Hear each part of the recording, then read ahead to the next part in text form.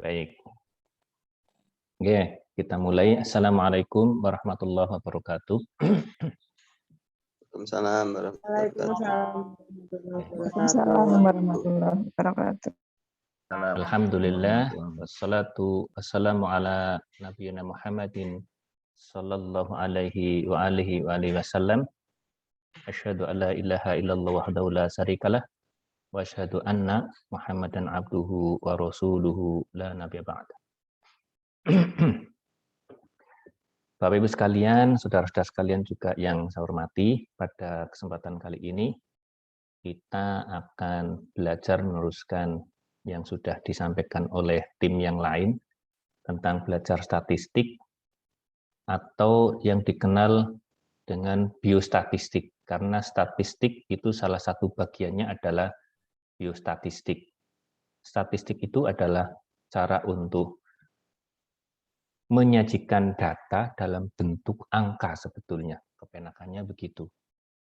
Nah, karena kita sebagai petugas kesehatan, yang dalam hal ini kita akan menyajikan data-data masalah kesehatan yang ada berkaitan dengan kehidupan, maka disebut dengan biostatistik. Saya kira ini sudah diulas di awal. Namun sebelumnya saya sampaikan Bapak Ibu sekalian, ini tidak mengurangi rasa hormat saya kepada orang yang non-muslim. Ini ada pesan dari Allah Subhanahu wa taala di surat yang ketiga ayat ke-190, namanya surat Ali Imran. Di ayat-ayat yang akhir Allah menyampaikan pesan kepada kita semuanya bahwa inna fi khalqis samawati wal ard wa ikhtilafil laili wan nahari la ayatil liulil albab. Bahwasanya dalam penciptaan langit dan bumi dan silih bergantinya malam dan siang terdapat tanda-tanda bagi orang yang berakal. Nah, disinilah Bapak Ibu sekalian, salah satu hubungan antara ayat ini dengan ayat-ayat keperawatan, ayat-ayat kesehatan, kemudian ayat-ayat tentang penelitian, termasuk hubungan penelitian itu sangat erat dengan statistik. Statistik untuk membuktikan bahwa kita akan mengetahui betul sesungguhnya apa sih sebetulnya fakta-fakta yang ada di langit, ada fakta-fakta yang ada di bumi atau di sekitar kita yang berkaitan dengan perubahan waktu, termasuk perubahan siang dan malam, yang bisa mempengaruhi kondisi sehat sakit. Nah, dengan demikian Bapak Ibu sekalian akan melihat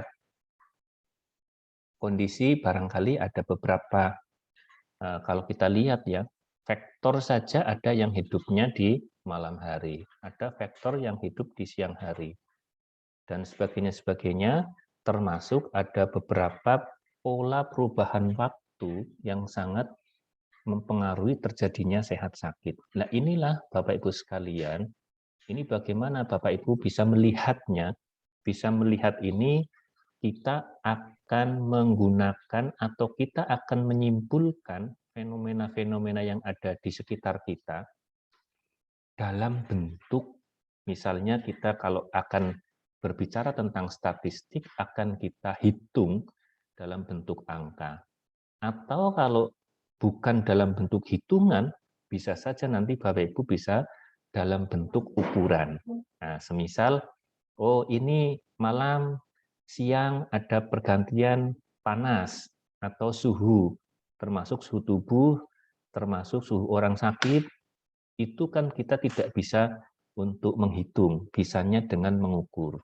Nah, itulah bagaimana caranya kita mengukur. Nah, itu termasuk kita akan mengetahui tanda-tanda kekuasaan Allah berkaitan dengan persoalan sehat sakit.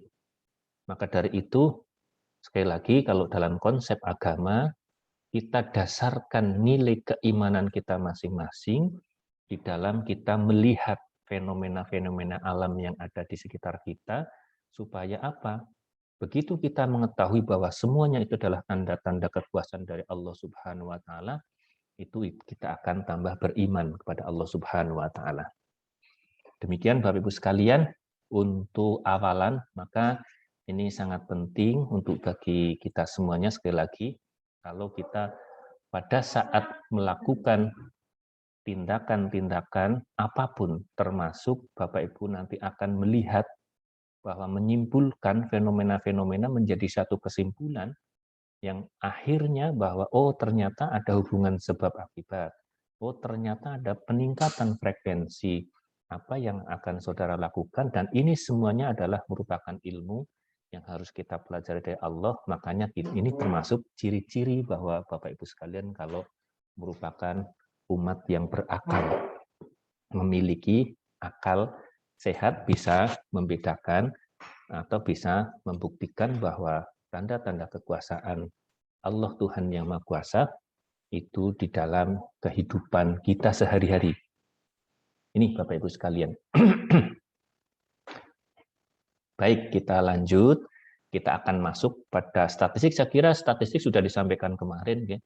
Pengertian statistik. Saya kira saya tidak akan membahas lebih banyak dan lebih lanjut. Intinya, Bapak Ibu sekalian, kalau nanti Bapak Ibu sekalian berkaitan dengan statistik, nanti akan berkaitan dengan proses yang berhubungan dengan pengumpulan data, pengolahan data, penyajian data, analis data, dan penarikan kesimpulan. Nah, ini sehingga Bapak-Ibu sekalian, nanti ada proses statistik dan ada statistika. Tadi sudah saya sampaikan, saya kira ini kemarin juga sudah disampaikan, makanya saya akan lewat saja. Secara umum, Bapak-Ibu sekalian, nanti fakta-fakta yang ada di lapangan akan Bapak Ibu sekalian nyatakan di dalam bilangan atau di dalam angka. Itulah yang Bapak Ibu sekalian nanti disebut dengan statistik. Nah, ini kita akan lewat saja. Nah, ini kita akan lewat saja. Nah, ini Bapak Ibu sekalian, untuk peran statistik, saya kira juga Bapak Ibu sekalian sudah sangat paham, barangkali juga sudah dibahas di pertemuan awal. Ini peran statistik bisa untuk penentuan jumlah sampel, kemudian untuk uji validitas, reliabilitas instrumen. Jadi Bapak Ibu sekalian kan pada saat melakukan penelitian untuk menyimpulkan satu fenomena, tadi saya sebutkan, fenomena itu bisa Bapak Ibu menyimpulkan bahwa oh ada kejadian sekian besarannya, oh ada kejadian ternyata ada peningkatan kasus, ada penurunan kasus, atau ada hubungan antara sebab akibat terjadinya faktor risiko dengan kejadian masalah kesehatan.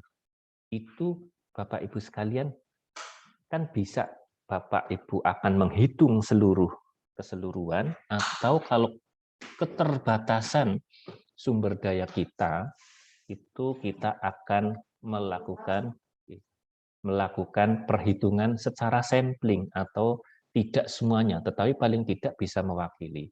Makanya bagaimana cara untuk menentukan besarannya, itu digunakan dengan ukuran statistik. Termasuk Bapak Ibu sekalian, kalau nanti akan menggunakan kuesioner, yang apakah kuesioner itu valid dan reliabilitas, valid artinya itu memang benar-benar bisa mengukur, kemudian reliabilitas itu keukurannya, keajegan dalam saat mengukur itu baik, itu digunakanlah uji statistik.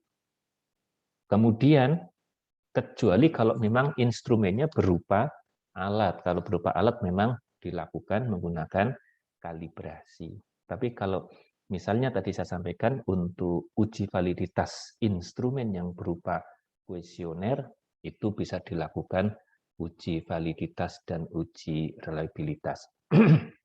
Kemudian teknik pengolahan dan penyajian data itu juga merupakan peran dari statistik dalam Bapak Ibu sekalian nanti akan menyajikan data itu bermakna atau tidak bisa Bapak Ibu sajikan dalam bentuk tabel, grafik, dan lain-lain. Biar nanti lebih komunikatif, maupun Bapak Ibu sekalian akan sudah melihat, oh ternyata sudah bisa disimpulkan. oh ini kejadiannya meningkat, kejadiannya menurun. Kan kita bisa melihat dari sisi kesimpulan dari statistik tersebut.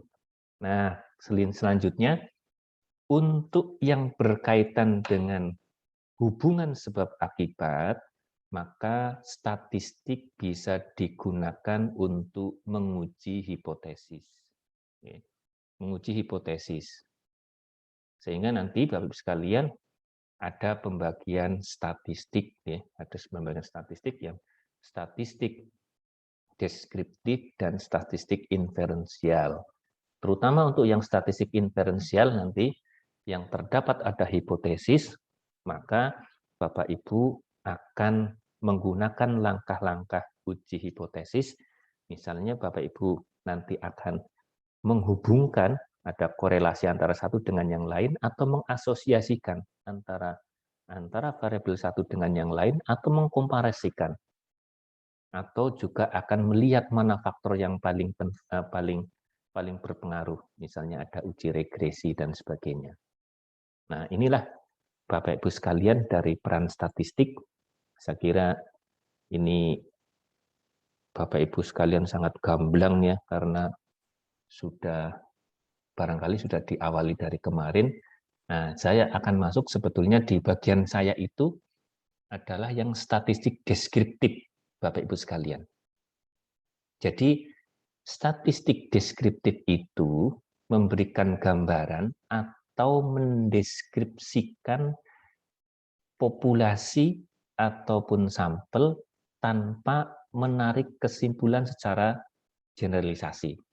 Maksudnya hanya data itu sudah dipaparkan, tidak menarik misalnya ada hubungan A dengan B. Tidak ada menarik kesimpulan misalnya ada perbedaan antara A dan B. Tetapi hanya memaparkan, oh ini hasil ukurannya. Paling-paling Bapak Ibu bisa melihat bahwa oh ternyata ini meningkat atau ini tinggi. Ya, paling-paling demikian. Ini untuk statistik deskriptif. Sekali lagi tidak menyimpulkan secara generalisasi. Nah, bagaimana caranya nanti Bapak Ibu sekalian akan bisa ditampilkan dalam bentuk tabel, grafik, diagram, kemudian statistiknya bisa berupa min, median, modus. Nah, ini.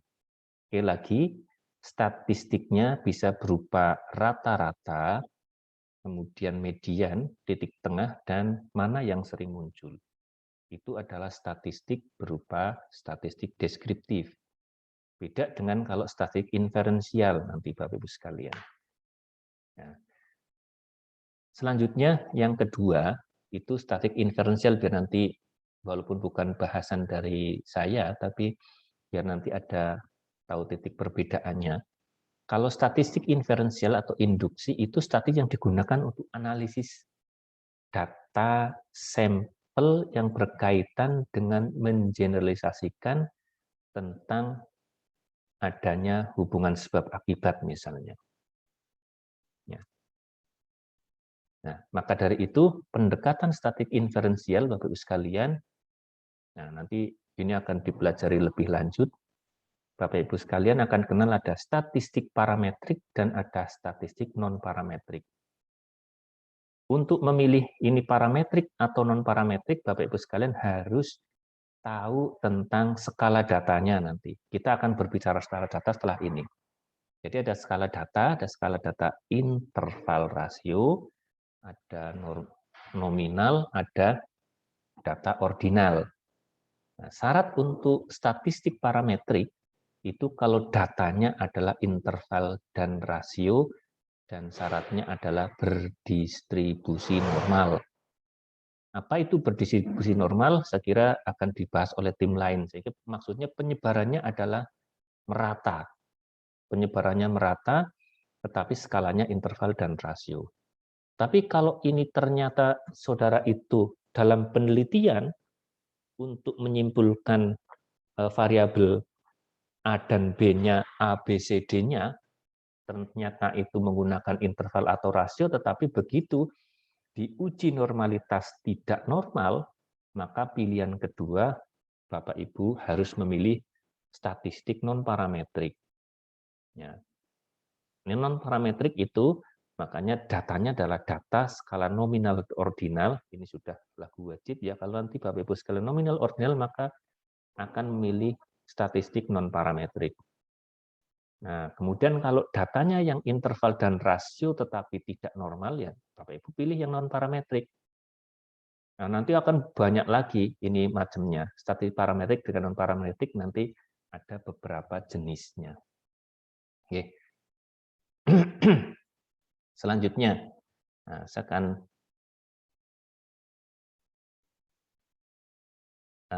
saya akan masuk pada yang statistik. Sebelum masuk ke statistik deskriptif, saya akan masuk pada, Pak Ibu saya kira ini lazim ya. Ada nanti pengukuran skala data. Kita sebelum masuk pada pengukuran skala data, kita akan lihat bahwa data kita sumbernya data apa. Nanti ada data primer, ada data sekunder, dan ada data tersier. Ya, data primer itu yang nanti Bapak Ibu sekalian kalau melakukan penelitian atau melakukan survei atau melakukan kajian, itu yang berasal dari sumber respondennya. Maksudnya respondennya itu kita datanya didapatkan dari respondennya. Ciri-cirinya saat Bapak Ibu sekalian akan mengumpulkan data, itu datanya belum ada. Nah, tapi kalau data sekunder, itu data yang diperoleh dari yang sudah dicatatkan, katakan. Sudah dicatatkan tetapi belum dipublikasikan. Misalnya, sama-sama Bapak Ibu akan memperoleh misalnya data tentang kasus imunisasi COVID. Data tentang kasus imunisasi COVID, kalau Bapak Ibu hanya langsung memperoleh dari program vaksinasi COVID atau dari vaksinatornya, itu ambil catatannya, itu Bapak Ibu namanya data sekunder. Itu makanya Bapak Ibu sekalian nanti pada saat besok penelitian itu bisa saja pas saat jenengan akan memilih sumber data bisa sumber datanya primer sekunder atau kedua-duanya. Atau kedua-duanya. Tapi kalau tadi saya sebutkan misalnya kok ini Bapak Ibu akan mencari sumber data yang dari primer. Jenengan harus bertanya kepada semua responden. Bapak sudah diimunisasi centang, Ibu sudah diimunisasi centang, dan sebagainya. Itu berarti datanya langsung dari data primer. Jadi taruh data itu saat Bapak Ibu ada itu belum ada. Ini kira-kira. Kemudian ada juga data tersier. Data tersier itu data yang diambil dari data yang sudah dicatatkan dan yang sudah dipublikasikan. Ingat, nanti data juga ada secara umum, ada data kuantitatif dan data kualitatif. Dalam penelitian ada penelitian deskriptif, nanti juga deskriptif, ada deskriptif kualitatif dan ada deskriptif kuantitatif. Untuk data yang berbentuk kualitatif, bentuk gambar, angka, kalimat, dan sebagainya itu yang senada dengan itu nanti tidak mengenal statistik ya, karena tidak diangkakan. Tapi kalau yang berbentuk kuantitatif, itu nanti bisa distatistikkan. Ya, bisa distatistikkan. Dan nanti datanya bisa ada dua bentuk juga. Ada bentuk yang diperoleh dari hasil menghitung, disebut dengan data diskrit. Data yang diperoleh dari data menghitung, ingat-ingat Bapak-Ibu sekalian, seringnya nanti berupa data nominal dan ordinal. Seringnya berupa data nominal dan ordinal. Kemudian yang kontinum diperoleh dari mengukur, itu nanti seringnya data interval dan rasio. Ya. Contohnya kalau mengukur ya, suhu tubuh, kemudian tinggi badan, berat badan. Misalnya ada IQ dan sebagainya. Itu adalah merupakan data kontinum dan itu bentuknya interval dan rasio. Ini Bapak Ibu sekalian, kita harus nanti pada saat mengukur, nanti kita akan lihat yang lebih jelas pada saat kita bahas di skala data. Nah, makanya pada saat pengukuran, Bapak Ibu sekalian, nah, pengukuran variabel ini ada observasi fenomena agar dianalisis secara akurat. Maksudnya nanti Bapak Ibu sekalian, pengukurannya itu menggunakan pengukuran yang mana? Kuantitatif atau kualitatif? Maka harus ditentukan. Pada saat Bapak Ibu sekalian akan melakukan analisis di lapangan, dan ada fenomena misalnya, oh ini kenapa kok vaksinasi itu pada tidak datang, atau cakupannya itu tidak tercapai, itu Bapak Ibu akan menggali dari persepsinya atau akan menggali dari penyebab secara fenomena yang bisa terlihat. Nah, misalnya kok fenomena yang bisa terlihat, Bapak Ibu bisa menggunakan data kuantitatif. Oh, misalnya jaraknya jauh, petugasnya. Tapi kalau misalnya persepsi, bisa dengan kuantitatif, tapi akan lebih dalam bisa menggunakan kualitatif, misalnya. Nah, makanya langkah-langkah pengukuran variabel, nanti Bapak Ibu sekalian, silahkan posisikan bahwa Bapak Ibu sekalian pada saat sudah mendapatkan masalah yang ada di lapangan yang akan dianalisis, akan disimpulkan, itu bentuknya seperti apa. Misalnya, oh sekarang ada fenomena misalnya cakupan imunisasi COVID itu tidak tercapai misalnya. Nah, berarti kita akan melihat sebetulnya cakupan di fenomena itu ada apa? Oh, ternyata kemungkinan ini karena lokasinya. Kemungkinan maksudnya lokasinya jauh dekat. Kemungkinan karena petugasnya tidak banyak, atau kemungkinan karena penerimaan masyarakat yang belum baik misalnya, atau persepsi masyarakat yang perlu dievaluasi. Nah, ini makanya saudara tentukan variabelnya. Nah, kalau sudah tahu bahwa mana yang Bapak Ibu akan diukur, baru ukuran itu masing-masing dimensi itu dimasukkan di dalam pertanyaan. Oke. Pertanyaan. Nah, maka pertanyaan itu akan berbentuk apa? Berbentuk suatu ungkapan atau berbentuk suatu statement. Atau memang berbentuk suatu ukuran kayak gitu. Misalnya jarak itu kan bentuk ukuran. Maka ini setelah mungkin ada pertanyaan atau mungkin Bapak cukup dengan lembar observasi atau mungkin Bapak Ibu hanya nanti akan melakukan pemeriksaan. Misalnya berat badan, tinggi badan, tensi dan sebagainya. Makanya setelah itu kita akan ambil, itu kita akan masukkan kepada tingkat ukuran skala data yang akan digunakan. Ya, skala data. Maksudnya skala data itu sama-sama Bapak Ibu sekalian, misalnya ya Bapak Ibu itu mengukur tensi. Mengukur tensi. Tensinya hasilnya berapa? Misalnya 120/60 misalnya. Itu Bapak Ibu akan menuliskan angkanya atau akan menuliskan statusnya. Misalnya menuliskan angkanya ya berarti oh tekanan darah sistolnya 140. Nah, ke bawahnya berapa tadi? 120. Bawahnya itu 60. Berarti ini kan menuliskan hasil ukurnya.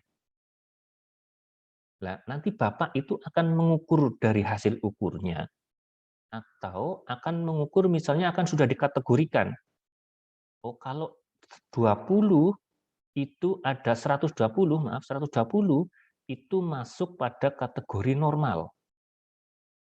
Nah, itu nanti akan berbeda cerita untuk pada saat pemilihan statistik. Jadi misalnya Bapak Ibu sekalian akan memilih, oh Bapak Ibu akan memasukkan saja angka hasil ukurnya kemudian akan dianalisis.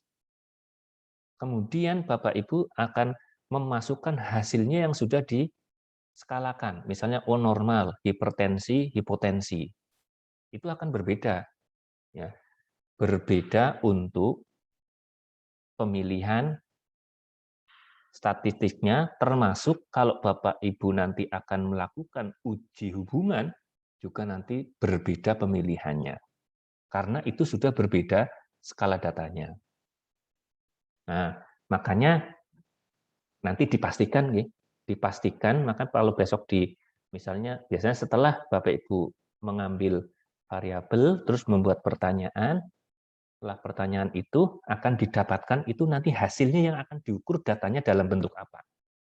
Kayak tadi saya sampaikan, dalam bentuk hasil ukurnya.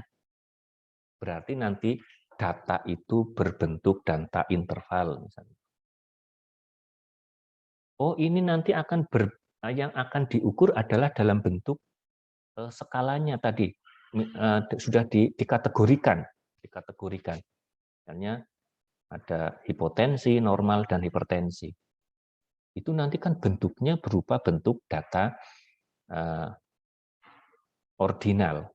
Makanya itu nanti pemilihannya akan berbeda. Ini yang mudah-mudahan tidak membingungkan. Mudah-mudahan. Kalau membingungkan berarti yang ngomong itu yang tidak jelas. Saya datang malah tambah bingung, malah repot ini. Kemudian langkah pengukuran variabel juga ada tingkat validitas dan reliabilitas alat ukur ya tadi. Saya kira sudah disampaikan. Begitu nanti sudah disusun pertanyaannya, ini valid atau tidak, diuji dulu tingkat validitasnya dan tingkat reliabilitasnya. Nah, nanti diuji cobakan dulu, baru dihitung nilai validitasnya dan dihitung nilai reliabilitasnya. Nah, ini nanti untuk yang kayak tadi sampaikan skala data, itu cara pengukuran, itu nanti sudah masuk di dalam definisi operasional kalau Bapak Ibu sekalian akan membatasi variabel yang akan diukur. Ya, misalnya tadi saya sampaikan variabelnya adalah tensi, yang subvariabelnya ada sistol dan ada diastol. Nah, sistol diastol ini akan diukur dalam bentuk apa? Hasil ukur angka mutlaknya, jadi angka pengukurannya, atau akan sudah diukur dari kategorinya.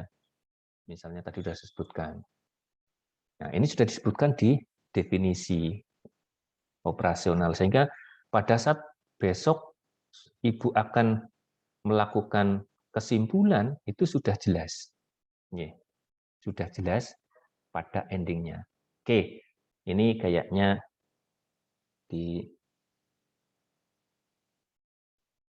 pertemuan apa di waktu-waktu terakhir aja Pak ya. Ini saya sampaikan ada kemampuan skala data. Maksudnya Bapak Ibu sekalian, ini ada skala data yang perlu nanti Bapak Ibu diperhatikan. Diperhatikan, jadi data ada yang berbentuk skala nominal, ordinal, interval, dan rasio. Nanti yang nominal apa? Nominal itu kalau data bentuknya hanya membedakan saja. Nanti contohnya di bawah ada. Ya, nominal hanya membedakan saja. Kalau ordinal itu sudah membedakan tapi ada menentukan urutan. Kemudian interval itu besar bedanya ada, kemudian ada menentukan urutan dan ada interval. Membedakan. Kemudian rasio itu sudah ada interval, membedakan, jadi critical interval ditambah dengan ada kelipatannya. Bedanya interval dengan rasio itu bedanya ada titik nol mutlak, Bapak Ibu sekalian. Ini uraiannya di bawah. Nanti bisa dibaca atau saya sampaikan ini ya. Ini yang pertama, nominal hanya menunjukkan perbedaan saja. Tidak bisa untuk membuat atribut yang lebih besar. Oke. Nah, nominal ada dua macam, ada nominal dikotomius, ada nominal politomus. Maksudnya nanti kalau ada data yang yang jenjangnya itu sama, misalnya ini ya, jenis kelamin sehat sakit, jenis kelamin misalnya itu laki-laki perempuan. Maksudnya laki-laki bukan berarti lebih tinggi dari perempuan. Sehat itu sakit, walaupun sehat itu lebih baik dari sakit, tapi juga belum tentu begitu. Nah, ini masuk data nominal. Tapi kalau nanti sudah masuk pada yang sifatnya bertingkat itu tidak masuk pada data nominal. Ya, kalau untuk nominal yang ini banyak jenisnya atau disebut dengan ada nominal politomus, maksudnya nominal tetapi variannya banyak. Misalnya warna ya, warna kan ada merah, kuning, biru, hijau. Itu kalau misalnya ada orang milih suka warna yang mana? Merah, kuning, hijau. Itu tidak berarti merah lebih baik dari kuning, kuning tidak berarti lebih baik dari merah. Termasuk jenis pekerjaan. Pekerjaan juga demikian. Bukan berarti orang yang pekerjaannya perawat lebih mulia daripada bidan, atau bidan lebih mulia dari perawat, atau dokter lebih mulia dari perawat. Itu jenis pekerjaan itu dianggap semua sama. Nah, bedanya kalau data ordinal, ini sudah menentukan tingkatan, saudara. Misalnya ada pendidikan ya. Kalau pendidikan itu rendah dan tinggi, itu nominal.